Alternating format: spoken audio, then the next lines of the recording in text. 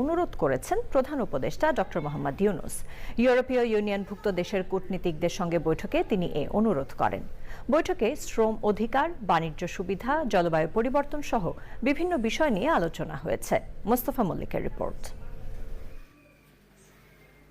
ইউরোপীয় ইউনিয়নভুক্ত ইইউর বিভিন্ন দেশের কূটনীতিকদের সঙ্গে দুপুরে বৈঠক করেন প্রধান উপদেষ্টা।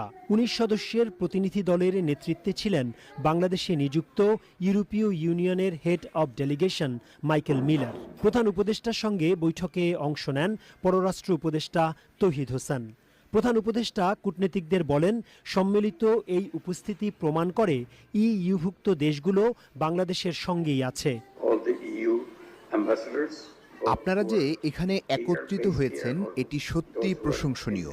এটি বাংলাদেশের প্রতি আপনাদের রাজনৈতিক সমর্থন, অর্থনৈতিক সহায়তা, নৈতিক সমর্থন